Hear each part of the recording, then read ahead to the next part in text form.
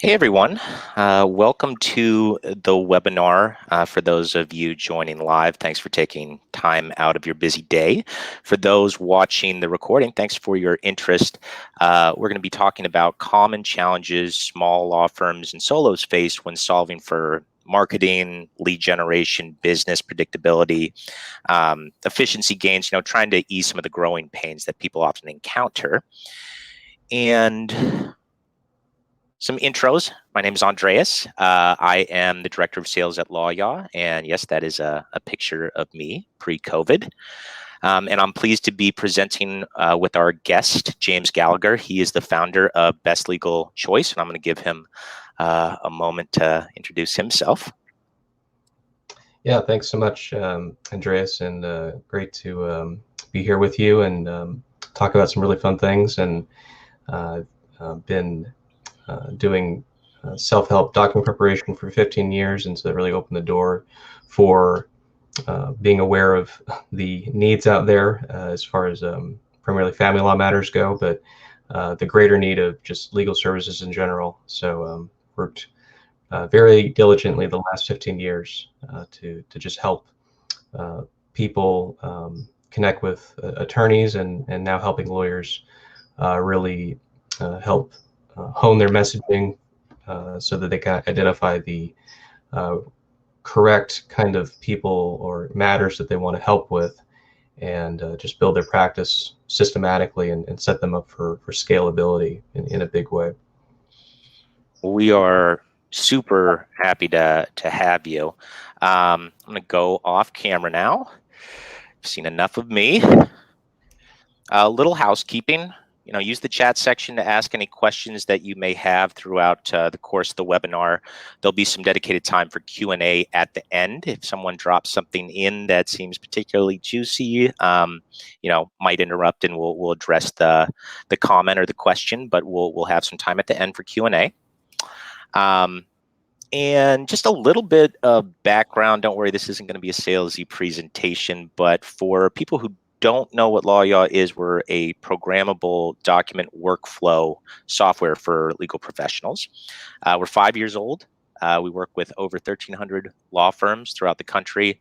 Over 1.6 million documents generated. That's crazy. It just keeps on jumping, and over 350,000 e-signatures filed with the courts. So we come from a position of some knowledge. We're not new kids on the block. We work with a lot of people and try and be just really informative in these types of webinars. And I'll let James talk a little bit about BestLegalChoice. Sure, yeah. We launched in January 2020. We've been developing this, though, since August 2015, but officially launched January 2020. And we're really a legal marketplace, kind of like Upwork, Fiverr, but specifically for lawyers and legal type matters. And there's two co-founders, myself and my marketing founder, and our CTO, and a dev team of about 20 plus developers. And currently we have a little over 120 lawyers in our network to date, and we're primarily focused on family law related matters in SoCal, but we're expanding to business, estate, immigration matters, and really we're positioned to generate any kind of matter in any jurisdiction. It's just a matter of getting more attorneys signed on, but we can start helping more people immediately. And yeah, we really created a building an all-inclusive system that can really help take care of the marketing and client acquisition, as well as case management, tracking workflow and progress, and integrating all the tools needed from end to end to fulfillment for your clients, and just continue to scale and have a real versatile system that can interact with solutions like Lawyaw. And we're building an integration, full integration with Lawyaw as one of our end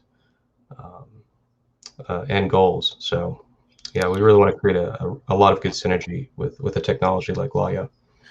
Well, it's super exciting. I mean, your service is so important because I tell attorneys so much. They want to build their own websites. They want to control everything, and I'm all for that. But if you don't have time, like, just outsource this stuff. They're vendors, they're experts that handle this. So I'm always of the opinion that you should engage with the increasing amount of services that are available to attorneys to help them scale their practices. Let's get into the agenda. So we've got 50 minutes scheduled or an hour scheduled. We're going to try and get through this quick. We give people some time back in their day. We're going to start with just an overview of lead gen as it stands right now and some of the common challenges that James hears about when people engage with him. He'll follow with some pro tips on marketing and lead gen for attorneys. And then we're going to kind of dovetail that with, okay, well, once those leads start rolling in, how do I make sure that I've got an infrastructure in place to handle that? We'll talk about some of the practice areas that are trending, and then a little bit of Q&A. So without further ado, let's get right into it. So lead gen, common challenges. More often than not, when I'm meeting with someone interested in Lawyaw, they're also interested in general thoughts on marketing their practice and generating business. I feel like I've got some fairly well thought out opinions, but James, you are the pro here. So a little bit of a softball. What are the most common challenges you hear from attorneys when they engage with you and Best Legal Choice? Yeah, one of the most common, I'd say probably every time, is a lot of attorneys say, "Oh, I tried online lead gen programs and they didn't work, they didn't pan out, just got a bunch of looky-loos. I couldn't make them profitable. It's just a waste of money." So that's really the biggest challenge I hear from them. And in some defense to that, there's certainly some bad lead generation opportunities out there.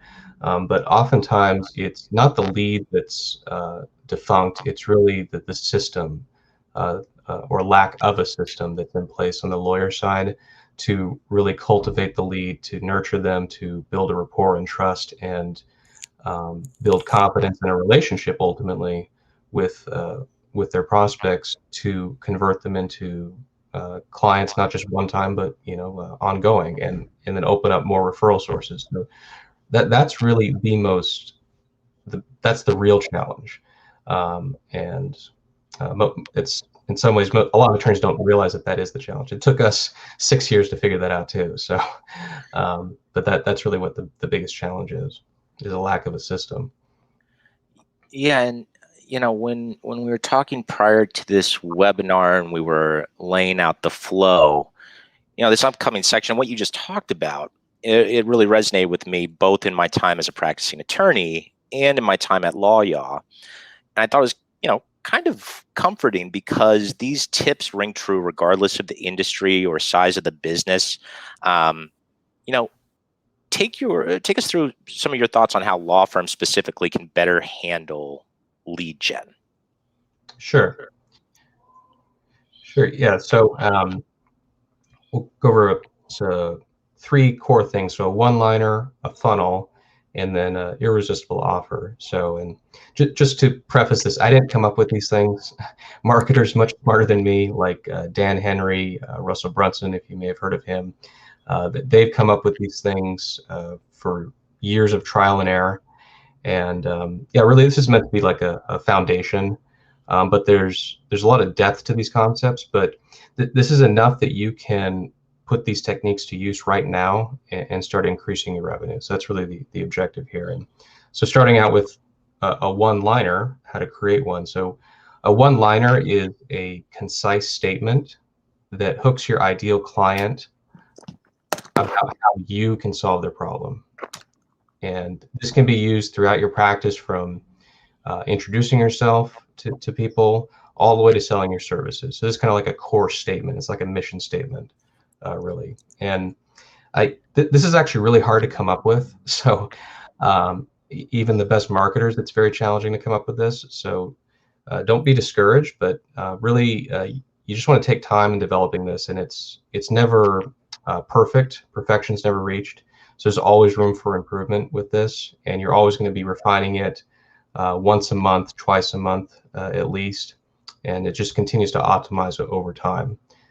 So this is kind of one of those things you really want to put some time into, because the payoff can be really dramatic for you.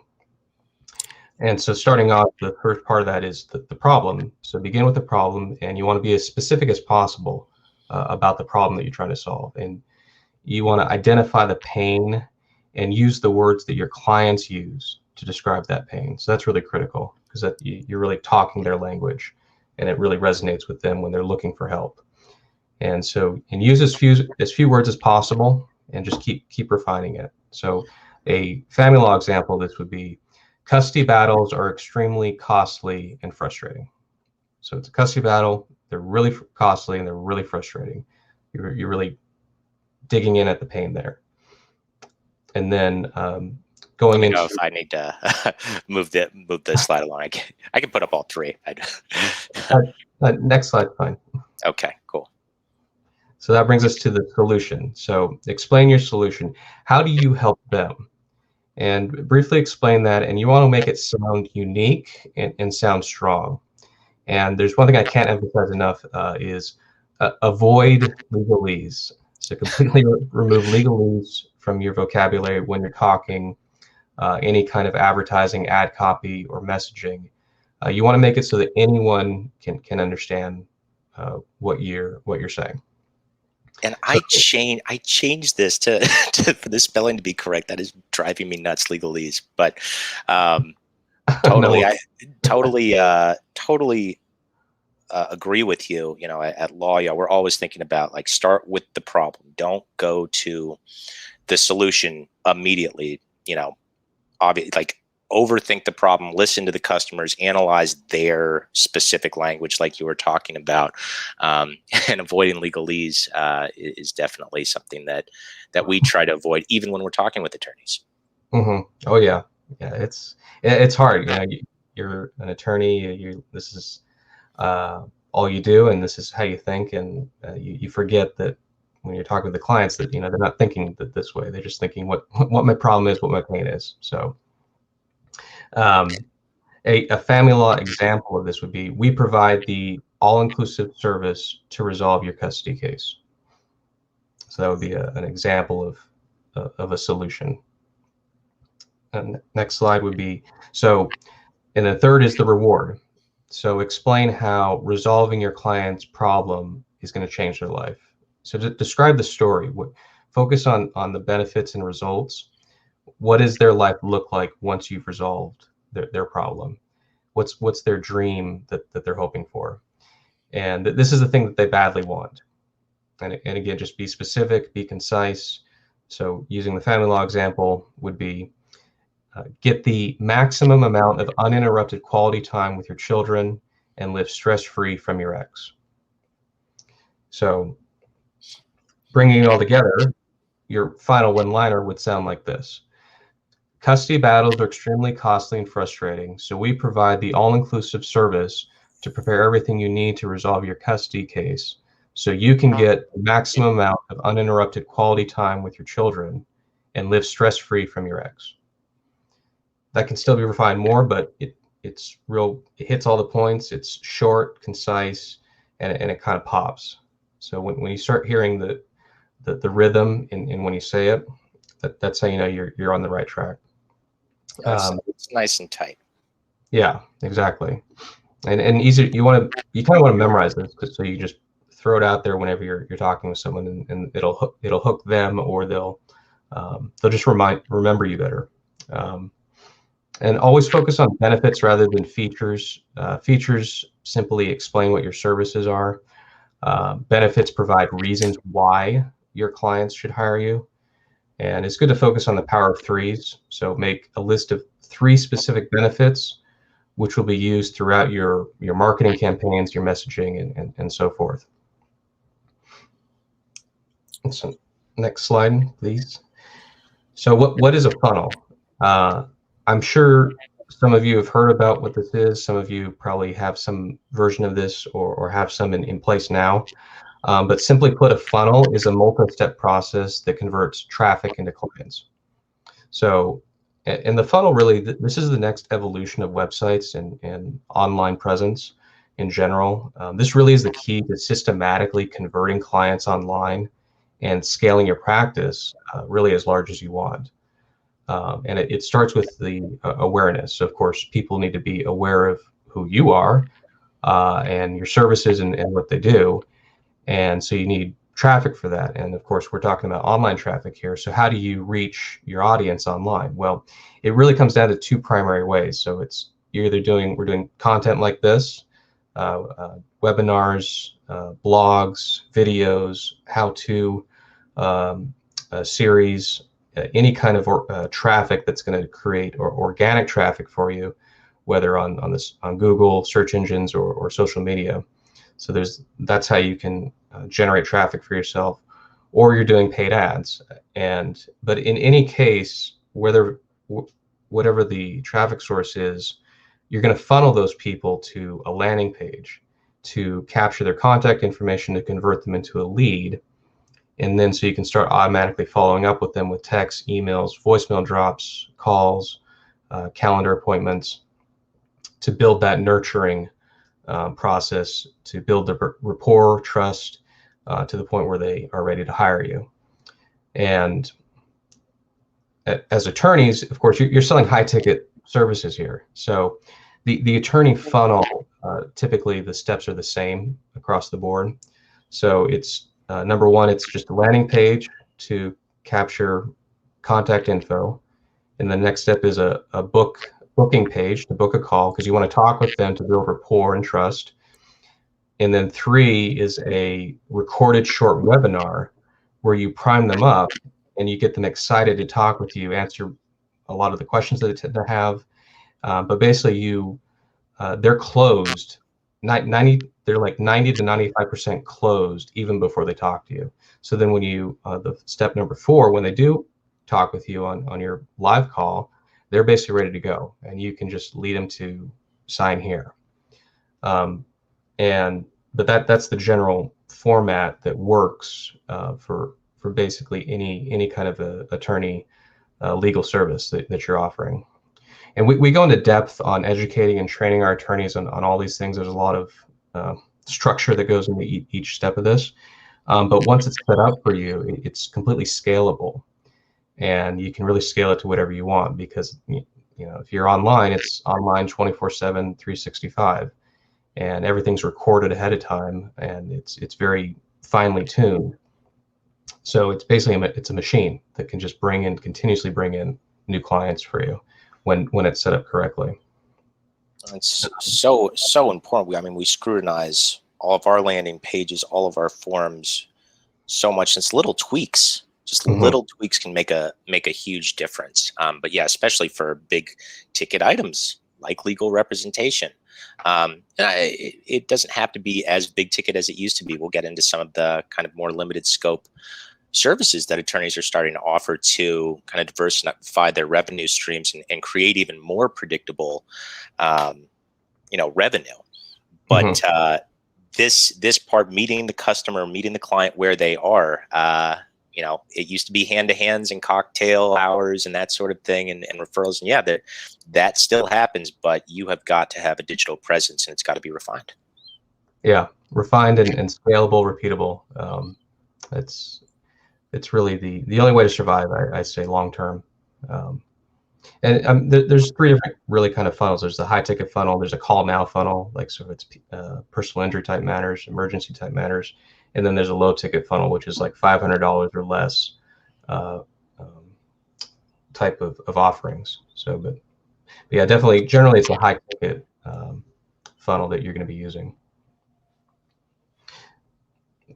So let's go to the next slide. And so this brings us to how to come up with an irresistible offer. So it starts with a hook, and the perfect hook formula is really the thing they want without the thing they hate or the pain point. Or you could just say the thing they want without the thing that they hate. So this is your headline, and it's on your ad copy, your video, your image, your landing page, all the way through. And this is where you would plug in the values from your one-liner. You put them in here. And so some examples of how that might sound would be how to maximize custody of your children without expensive legal fees or going back and forth to court. Or it could be get the maximum amount of uninterrupted quality time with your children and live stress-free without a costly and frustrating custody battle with your ex. And then a bankruptcy example would be get the creditors off your back and live debt-free without losing your assets or getting sued. So those are just some examples of putting that into action. And then the next thing is credibility. So you want to give one line to establish your credibility.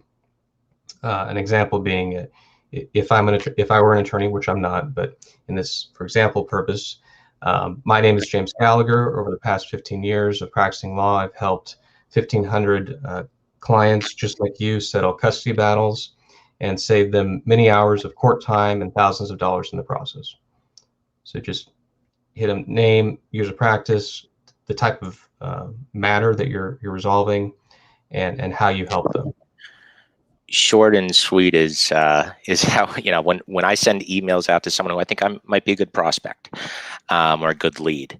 One of the things that we think about is like, if you're sending an email, have it something that they can be walking to, the bathroom and read really quickly. Like that subject line right there in the first line of your email. I mean, everyone's kind of seeing things mobily as well. I'm hoping that people are starting to realize that less is more. Just get to it. No one needs to hear or read a little novella about what you do. Just kind of get to the point. Yeah, absolutely, 100% accurate. Oh yeah, and subject line in email, that's a whole science in and of itself. But yeah, it's there's a real art to that, just that part alone.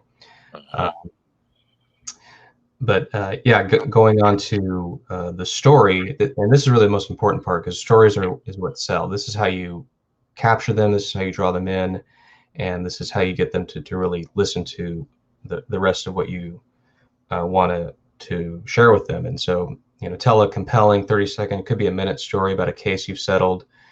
Mention a memorable one, ideally, and how you really save them money, time, headache, heartache.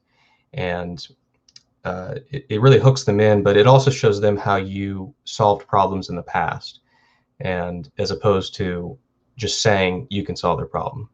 So it's a great way of doing that, and you're entertaining them in the process. That's another thing. People want to be entertained, especially with video and YouTube.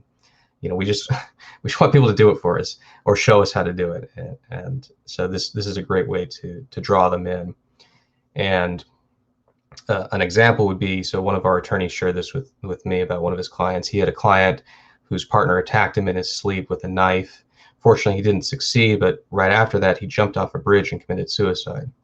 And his client had to be rushed to the hospital, and his other partner contacted him early in the morning saying, hey, we need to get our operating agreement revised because the widow is going to try to take over interest in the company he had.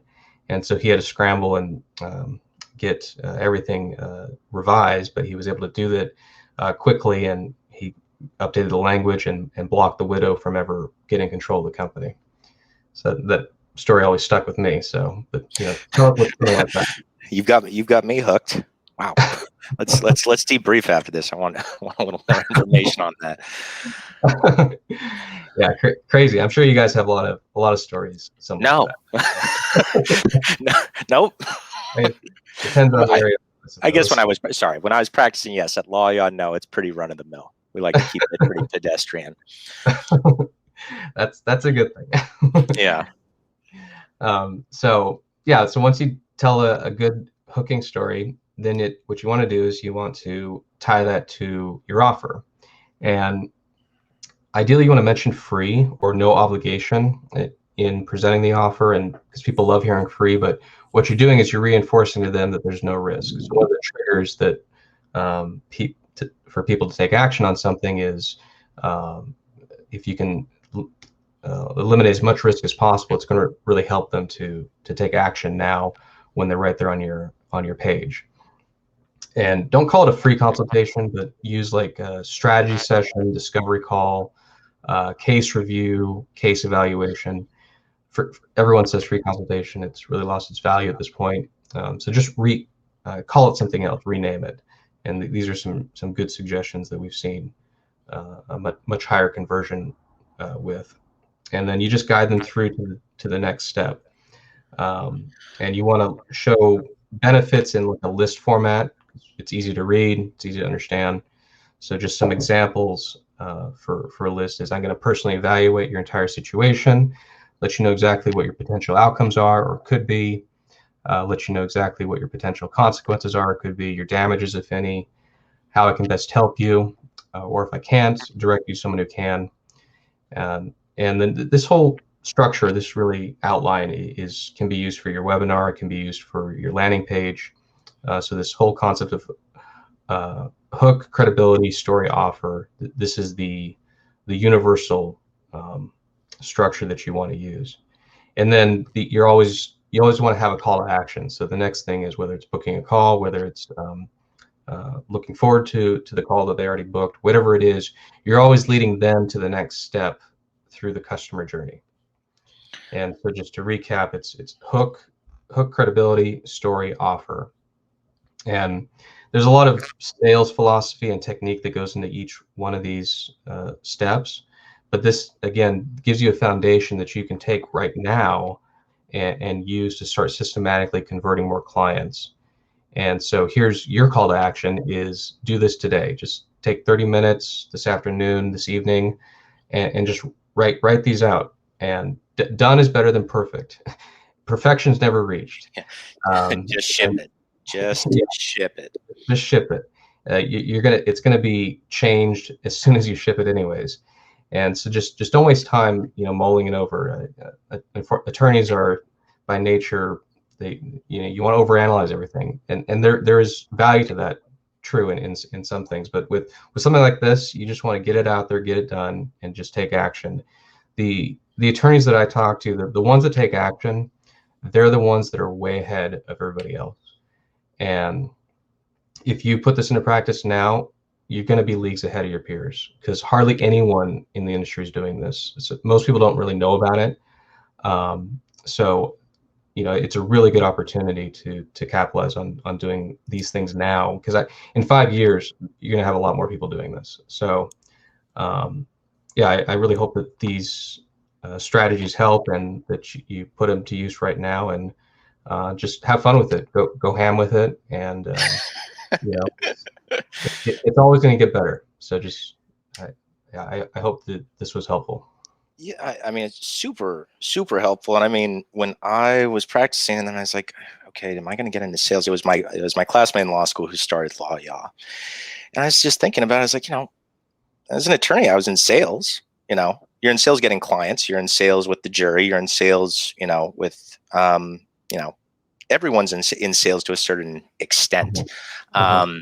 And just kind of leading people through. Sometimes I kind of, talking about leading people through and expectations, that sort of thing. It's kind of like, your opening statement, kind of like, in this trial, you're going to see that my client, this, that, the other thing. Mm-hmm. And by the time you get to that, closing argument, you have the, and I demonstrated these things, which leads to the conclusion that. So never, we're taught not to make assumptions Right. as attorneys, and don't assume that your clients just know the path or have engaged with other attorneys before. Some of them are just, it's the first time that they've, hopefully it's their first divorce and last divorce, or first time they're putting together an estate plan, something like that. Yeah, they're people who are experienced in other areas, but don't make assumptions. But again, just ship it. Activities, what's most important. Once you get that attention, then you can prove how smart you are. Mm-hmm. That was super helpful. And like I said, it kind of dovetails into, all right, well, where does Lawyaw come in here? Mm-hmm. And, let's say people follow your advice And then, it's just you just get, people don't know how to handle, how to manage um, all of their leads. And even if they're like really high quality, the biggest oversight that I witness from attorneys is that they get really strategic and intentional about generating quality leads, but they don't have the infrastructure in place to handle all of the business. And it's not coincidental given what Lawyaw does and why legal professionals come to us, but the leads sneak up on people. It doesn't, it's kind of a drip at first, and then one day they just have way more business than they can handle.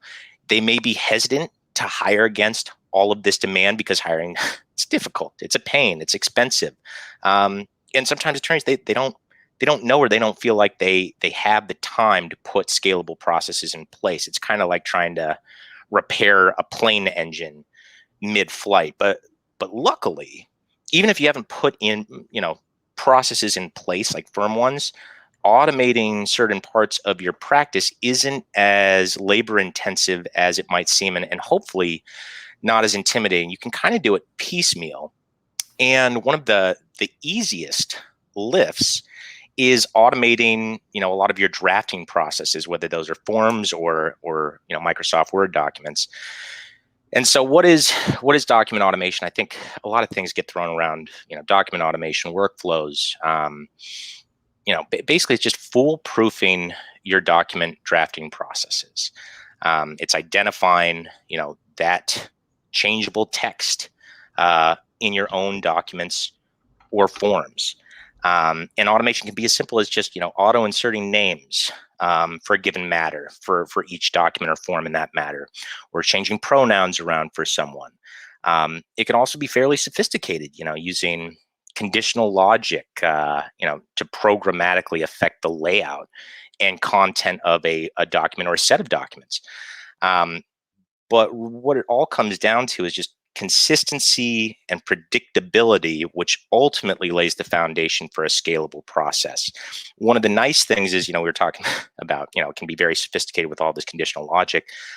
A lot of the gains can just be had by reusing info across the same documents in a matter. It doesn't have to be that complicated. And I think that's where people get intimidated, thinking that it's, this huge project that they're going to have to do, instead of something that they can implement incrementally. And so I'll take a page out of your playbook, James. So what it means for you? What's the irresistible offer? Okay, well, it's speeding up your drafting time without the errors. The thing you want without the thing you hate or that keeps you up at night. And it's the errors that keep people, attorneys, up at night, like that legalese misspelling, which I'm still thinking about because I changed it earlier. That's your reputation. That's, we're perfectionists. And so that's how I speak to attorneys. That's the most visceral response that I get from people, because everyone's done it. Everyone's done the find and replace all, and there are two spaces between a first name and a last name, and you got someone else's name in a document. And hopefully you catch it. But there's been an instance when I haven't caught it, and it's super embarrassing. And it didn't mean that I wasn't I don't know how good an attorney I was, but I don't think that was the how I should be judged. But that's what people see. It's your work product. One thing we consistently hear from our users is that the tool actually boosts team morale. It wasn't something we were expecting to hear when we started doing like a lot of these case studies, but we heard that because the team, the attorneys, the staff felt like they were being equipped with the best tools available. It felt like the partners and the management they were honoring their work and allowing them to focus on the most impactful work. So I think having structure really helps with. It is, being an attorney is stressful regardless whether you're transactional or litigation, but litigation especially. There's just always fires that you're putting out, and having processes in place makes things so much easier. And of course, this all translates into the most important thing of all. It's delighting your clients, or whatever adjective or verb you want to use. But it's faster turnaround. It's lower cost. It's more transparency. The billable hour, it's not going anywhere. But flat fee projects are becoming more and more attractive to people, and not just attorneys, but clients themselves, in terms of understanding, what they're in for, what the financial commitment may be. Mhm. And one of the guys, speaking of case studies, okay, another page out of your book, James, telling a story. Some social proof here. I met with James once for a demo. I guess it was a year ago. He signed up on the spot. We did a quick onboarding, like 15 minutes, and he was just off and running. And, he told us, it used to take him 2 hours to generate the set of documents that he does, and it takes 20 minutes tops now. And you put in a little work on the front end, but that's just repeatable. And the best thing here is that he wasn't even really trying to scale the practice. That wasn't the primary goal. He had a newborn that he wanted and needed to be able to spend more time with. So, efficiency, it's not for efficiency's sake. It's, whatever your goals are, whether it's scaling the practice, concentrating on more impactful work, feeling like you can work remotely, or spend more time with the family, whatever it is, it's efficiency for that sake. Mhm. It comes down to the old adage. I think sometimes attorneys feel weird about automating processes, like they're not honoring their work, or they feel guilty, and that is not the case. You can do a lot of things with more efficient processes, in terms of if you want to lower your prices and capture more of the market. I know a lot of people are feeling downward pricing pressure, but value the experience that you have, and the ability to productize it is the very popular term that's being thrown around. And if I do a job in 30 minutes, it's because I spent that 10 years learning how to do it in 30 minutes. That's I think people should really keep that in mind. And I consistently harp on people to think of themselves as business owners who happen to be attorneys, and not the other way around, at least when it comes to evaluating their practices, processes, and vision, and where they want to go with things. That's not necessarily what we're talking about in terms of how you engage with clients and the intention you give them. But think about what's scalable, both for you and your employees, if you have a small practice. Mhm. And then, okay, so what's trending? What are we seeing? Okay, well, for better or worse, during COVID, a lot of attorneys had to pivot their practices. Many moved into family law, as that was one of the areas of practice that have actually grew. A lot of litigators moved into family law, even though family law can kind of be procedural and almost transactional in nature in some aspects, if you're doing like flat fee uncontested work. There's the litigation component, and it was just people move where there's work. And I think it pays to be flexible. Mhm. Family law, that was the biggest one we saw, but we also had estate planning was a big one, which I'll go to here. Everyone was thinking about what's going to happen to me. I better get my estate plan together. Business We and we P certainly saw that a lot of that as well. business law, those are very commonly automated documents as well. And now I'm noticing that the slides that I adjusted, they didn't make it in here. So that explains what's going on. But business law, that's transactional work, putting together LLC formations or incorporations. These are they can be complex documents at times, but a lot of it is just boilerplate. And if you can get systems in place to speed up the turnaround time and really just identify what are the variables that are changing. With transactional work, you definitely, it's an ROI play. I get paid this much for an LLC formation or an incorporation or what have you. if I can cut the time spent in half, I mean, it's pretty self-evident there. With litigation, like with personal injury or any litigation, it becomes more of a kind of a peace of mind type play. Like I was talking about, being strategic and kind of being on the offensive in terms of having your processes in place. But one of the things that really ate up my day when I was practicing, people will always go to like the most complicated documents and they want to automate those. Totally understand, makes sense. But it's the correspondence. It's the engagement agreements. It's the prospective client declination. It's the status update. I mean, there's so much correspondence, and it takes time to, stay on top of that. And I often, it would just totally break up my day. I'd have to push things to the end of the day. I'd be in the office way too late, still have to push things in the morning. And, that this comes down to kind of client satisfaction. That correspondence at the end product obviously has to be pristine, but keeping them in the know is really, really essential. And it's something that's overlooked quite a bit. We got a little bit of time left, so I'm going to do a quick screen share. Just show a couple of quick examples of how, people, users, of Lawyaw automate some of their processes. So this is our court forms tool. I'm showing this because I'm trying to read the room, and I see like a lot of the registrants are in California, and a lot are family law. Basically, we just have a cloud-based system that your team can all be a part of. I can have some family law forms all set up already.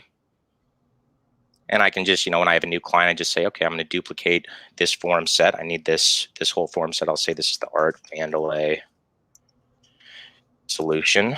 And as long as I've created the client Art Vandelay, I click duplicate.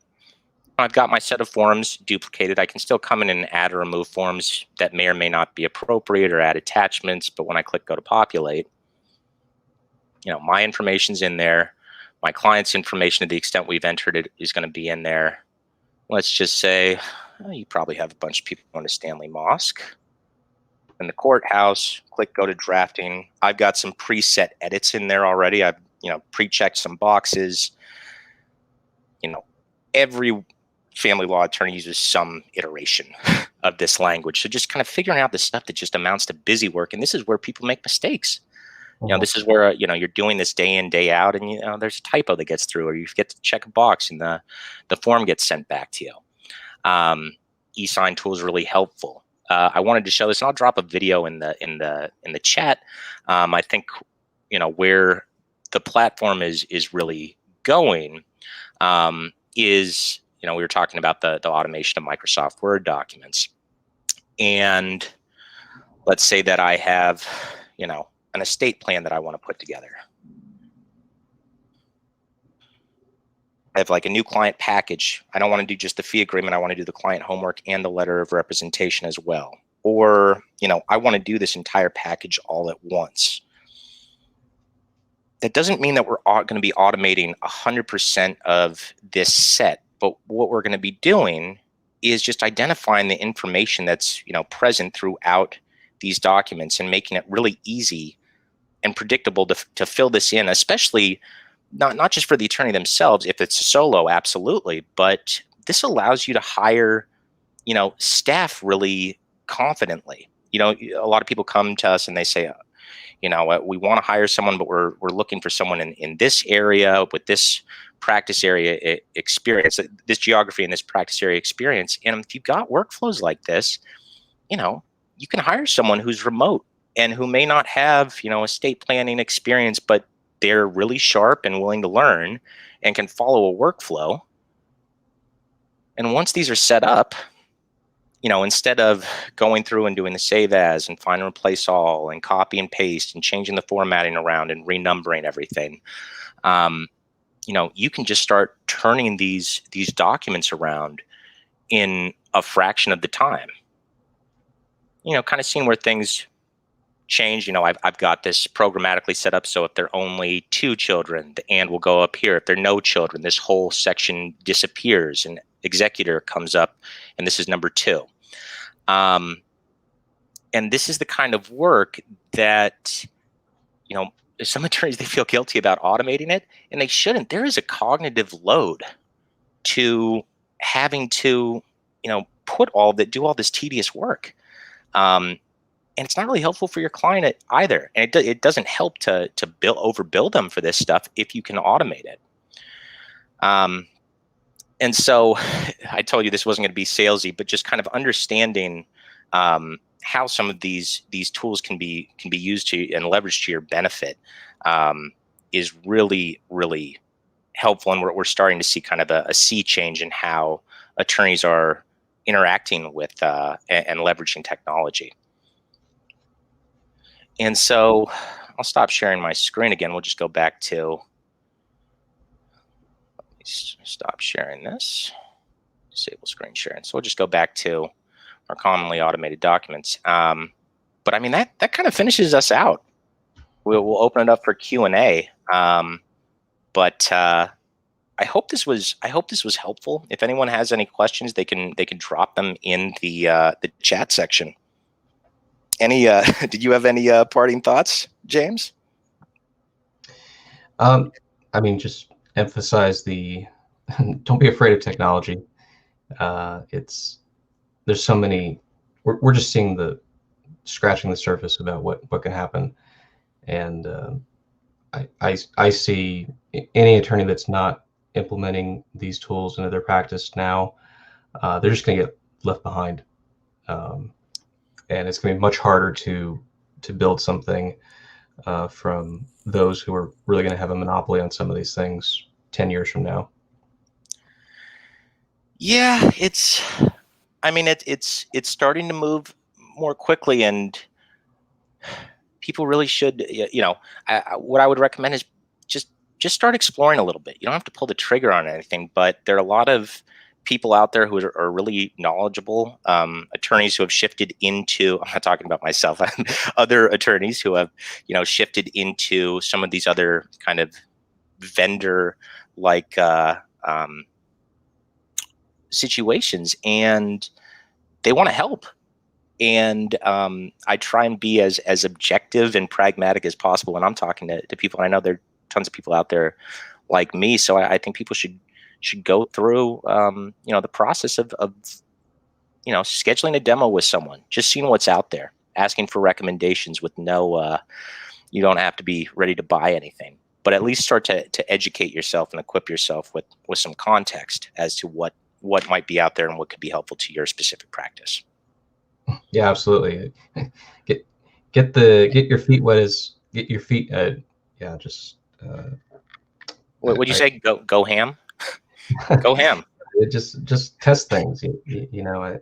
I think something that's scary is, especially if you're a solo practitioner. I mean, you're basically kind of self-employed. You have your own job, but you really got to think, like you were saying earlier, like a business person, and create a system, create a franchise out of your practice.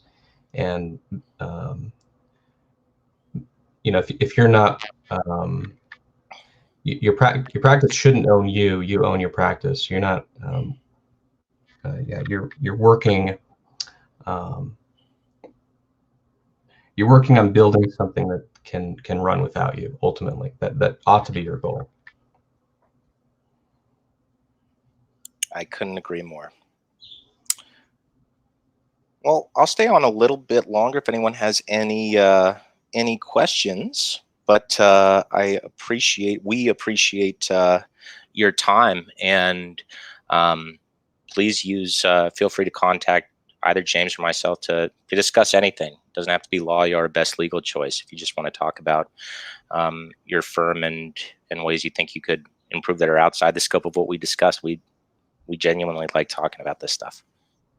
Yeah, absolutely. I love it. Cool. All right, well, not seeing any questions, I am going to just turn off my mic. I'll probably end the event momentarily. But James, thank you so much for joining me today. Yeah, it was a lot of fun. Really, truly appreciate it, and really excited to see what's happening, what you guys are working on, and how it's just evolving and just growing and expanding. just making it smarter and smarter. It's yeah, we're on the right track to automating everything. I'd like to think so. Cool. All right. Well, I'll talk to you soon, James, and thank you again, everyone. Thanks, everyone.